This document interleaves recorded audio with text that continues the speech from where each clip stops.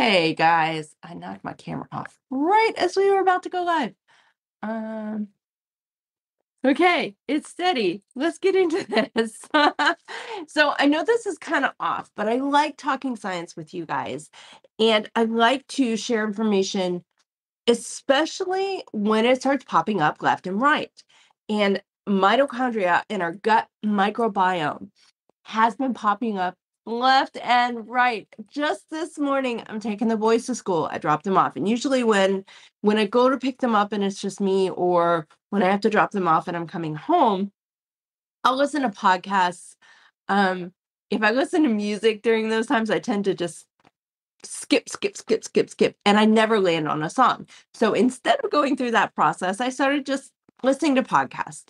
I like to do it anyway. It gives me the chance to listen to it without worrying about, um, you know, what's going on outside of me. Do I need to clean? Do I need to work? Am I working? Because if I'm working, I'm focusing, especially if I'm working on one of your meal plans or one of your programs. I need to focus so that you can get the right information, right? You can get helpful information.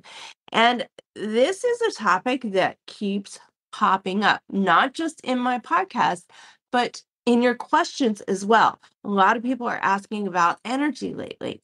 It's coming into spring. Our energy should be increasing naturally, but some people are struggling with that. So we talked about mind and or gut and brain connection a lot over the last year.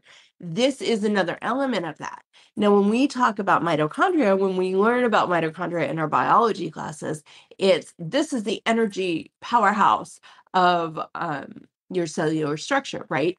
It's the part of your cell that helps you metabolize energy. It regulates energy production. It helps to um, alter and balance basically that reactive oxygen that flows through all of our cells. I don't know why that was a struggle for me to get out. And my brain was trying to figure out what word to say. So anyway, the mitochondria actually do more than just act as our powerhouse. They do more than just act as the power plant, so to speak.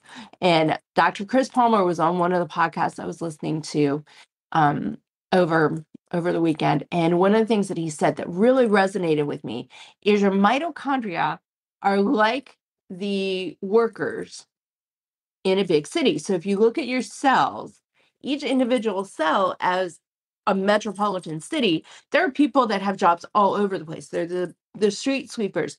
They're the people that manage the street sweepers. They're all the way to the governor, person that pours your coffee in the morning. The person that tosses you your smoothie as you're walking by, or running by late for work. These are all people that we need to make sure that life functions, that life flows smoothly within our cities. But what about within our bodies? That's what mitochondria do. That's basically their role. To keep it a little bit more scientific, the three things that mitochondria actually are responsible for are regulating your energy production, that metabolism of energy, right? So it is transferred into a usable source for your cells.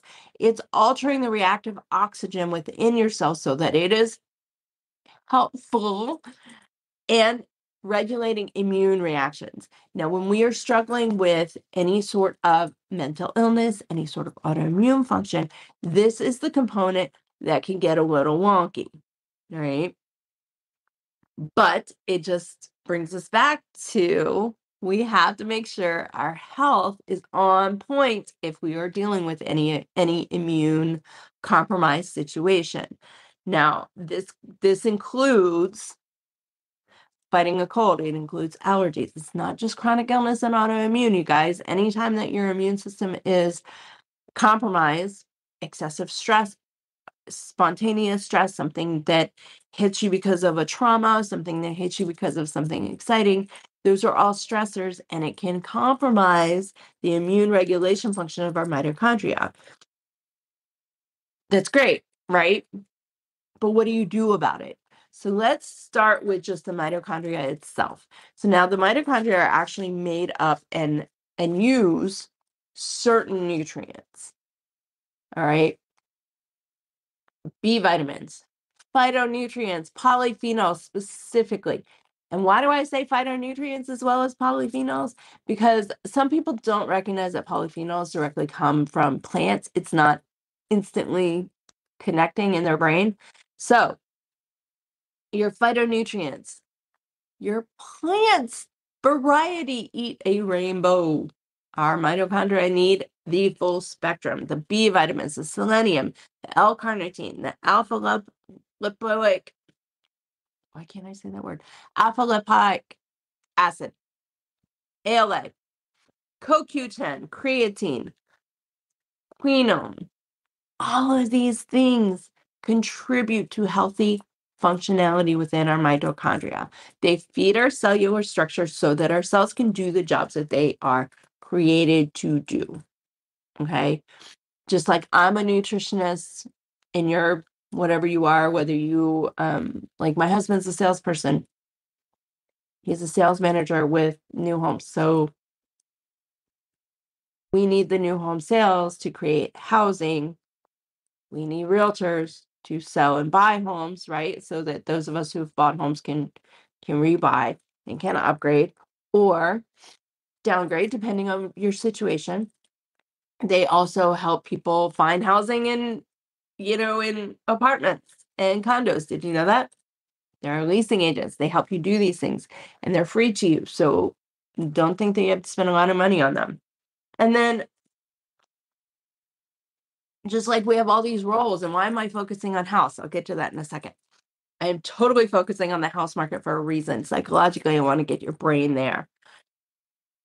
The things that are harmful to mitochondria. I'm going to give you 2 seconds to see if you can follow me on this list. You ready? CRAP. You know the acronym? Excess caffeine, refined foods, artificial foods, processed foods. What do these include? Plain sugars, enriched flours. Gluten's on the list, dairy's on the list. That's controversial. There are some studies that actually say that it's only if you have a sensitivity to gluten, or sensitivity or intolerance to dairy. There are other studies that are saying that it's everybody, that we should all give up gluten, that we should all give up dairy. The only thing I'm going to say about dairy and animal products is that you want to avoid the hormone, the ones that contain hormones. Avoid those. Organic doesn't necessarily mean it is hormone free. Make sure your meat, all your animal products are hormone free, eggs included. All right. And I get it. If you eat eggs every day and you have a big family, that can get quite expensive, especially nowadays. But especially for women going into menopause, if you have PCOS, if you're struggling with any sort of hormone imbalance, you do not want to contribute hormones and add hormones to an already imbalanced body. So avoid the hormones. And I'm bringing up animals because mitochondria actually love animal nutrients. That's not to say you don't eat the polyphenols. One of the top recommendations I found for mitochondria and the health of your mitochondria is 6 to 9 cups of fruits or vegetables a day. Now, before you freak out, that is 3 to 4 servings of fruit and 5 to 6 servings of vegetables. It is the same recommendation. That has not changed. It's just condensed to a measurement that you can use. All right. Physical activity, exercise, strength training specifically, strength training and cardio, any aerobic, anaerobic, stretching, yoga, meditation, anything like that. It helps your lymphatic system flow. It gets that movement going. Without muscle movement, things just don't happen. There's certain functions that just don't happen. Cortisol production, things like that, those aren't regulated as well without strength activity. So mitochondria, as a side effect, are impacted by a lack of strength and resistance training. If you're struggling to lose weight, we need to add that in.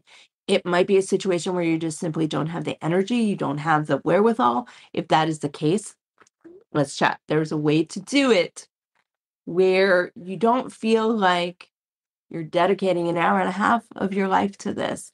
And that can feel very overwhelming for people. Okay. Um, Another crucial element, and I'm going to keep harping on this forever, is a healthy diet that provides your body the nutrients that it needs. What that means is learning signals, learning cravings, understanding what they mean, and feeding your body.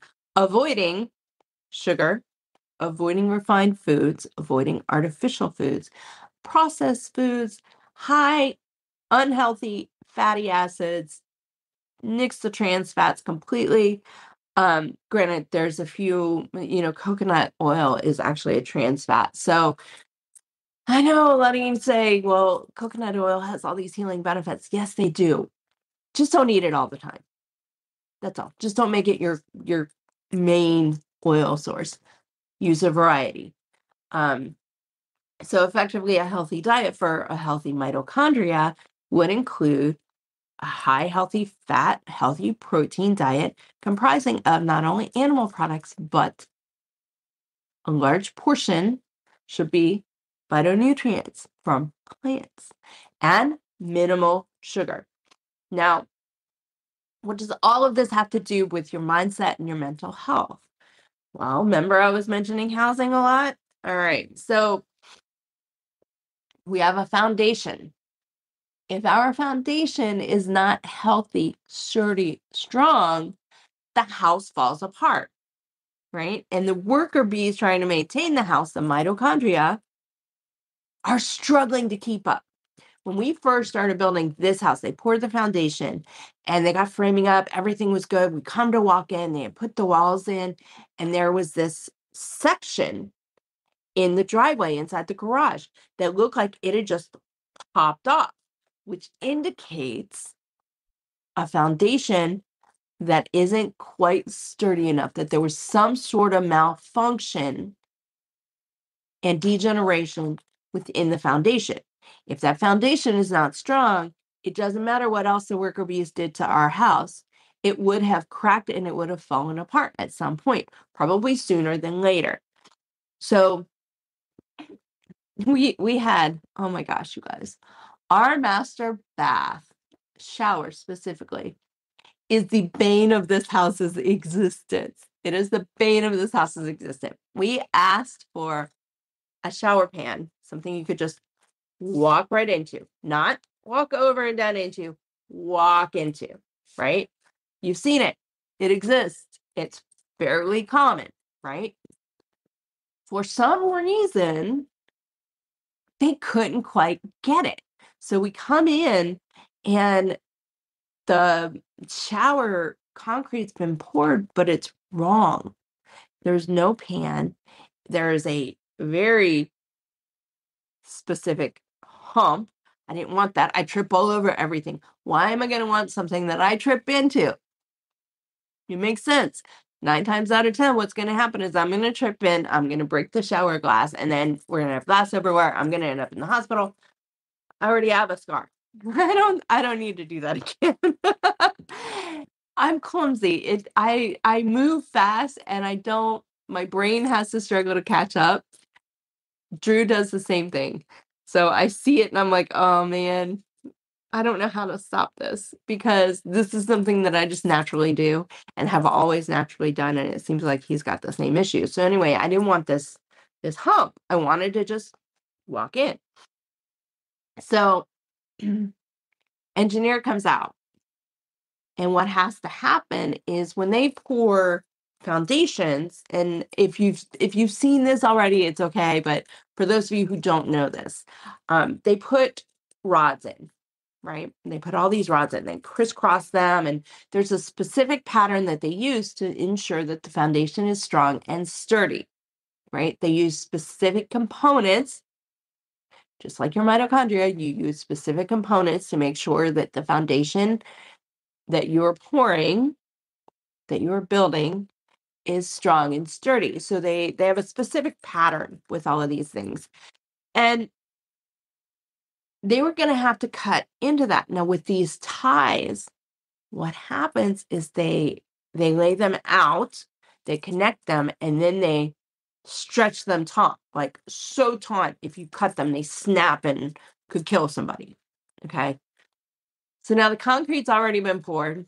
We've got the wrong foundation. They've got to break up the concrete, cut into these ties, redo the ties. They can't stretch them because concrete's already been poured and started to cure. So if they stretch them to try and fix this, then it's going to break up and compromise the integrity of the rest of the foundation of the house. When you compare this to nutrition, you're looking at compromising your mitochondria by taking out healthy and putting in unhealthy. The unhealthy starts to break away at the foundation and causes degeneration in various areas, right? It causes stagnation because things can't do their job properly. By creating degeneration in our house foundation, it can compromise the rest of the house so that worker bees that come in, namely us, taking care of our house, when we try and take care of various things, like the brick outside was cracking and we couldn't figure out why. I mean, we ended up finding out why. Don't buy ceramic brick. Buy brick. Do not buy concrete brick that has been manufactured. We wanted a white house. We should have just gotten brick and painted it, but hindsight's 2020. But cracks in our brick, cracks in the frame, cracks in functionality, doors, windows opening and close. The comparison to this in our bodies is your movement, your stress levels, the healthiness of your immune system, your ability to manage and regulate autoimmune symptoms. Talking is challenged today. Autoimmune symptoms, your ability to regulate chronic stress. All of these things are related. Those are places where you get cracks, where your doors aren't opening and closing well, your windows aren't opening and closing well. Now, to make this long story of the shower short, they ended up cutting it. They put it back in. They had an engineer come out. We had somebody come out after we were in the house to make sure foundation was structurally sound. Everything was fine. The little pop in the garage, when they poured the foundation, it was windy. And the wind blew a piece of plastic onto that part.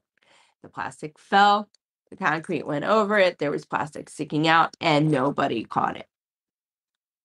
So basically all we saw was a piece of plastic with concrete inside of it that you just and popped right out and had nothing to do with the rest of the foundation. This happens with our health too. But for the most part, the whole reason I'm using that as our example is this.